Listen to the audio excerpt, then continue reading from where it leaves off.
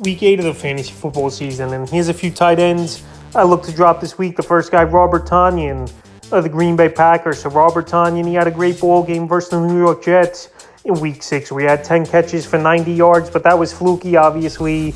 And now in week 7's ball game in Washington, only 3 catches, 32 yards. So this week here, there's a decent amount of wide tight ends on the waiver wire this week here where they could pick up, and they've had more of a usage role and a better role than Robert Tonyan. And to be honest, this Packer offense is in shambles. The only guy you really could trust at this point is Aaron Jones and Aaron Rodgers in deeper leagues, where at least he's getting about 20 fantasy points per game. So Tonyan, a couple decent games this season, but not much.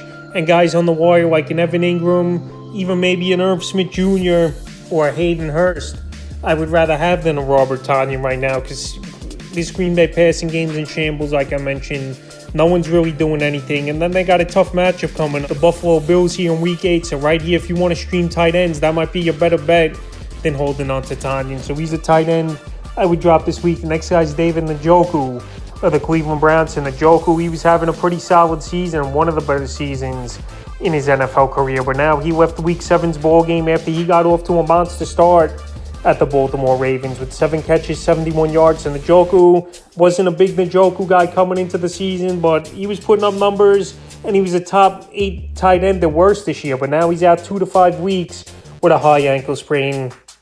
And obviously that's a tricky injury that could keep you out a while. And they just take time to heal. They're way worse than a regular ankle sprain, is that high ankle sprain. And especially for a tight end like Njoku, who's got size and runs a lot of routes, so all that weight on his ankle is not a good thing. So right here, wouldn't be surprising to me if he's out a month, and that already takes fantasy owners to week 12. So right here, in deeper leagues, maybe you hold on to him, but shallower leagues, I would drop him this week here with more tight ends available on your waiver wire. And the third and final tight end I look to drop this week is Daniel Bellinger of the New York Giants. So Bellinger, he was coming into his zone the last couple weeks and playing more snaps and playing good football for this Giant team. But unfortunately, he got poked in the eye, and it was a horrible injury. His eye was gushing blood.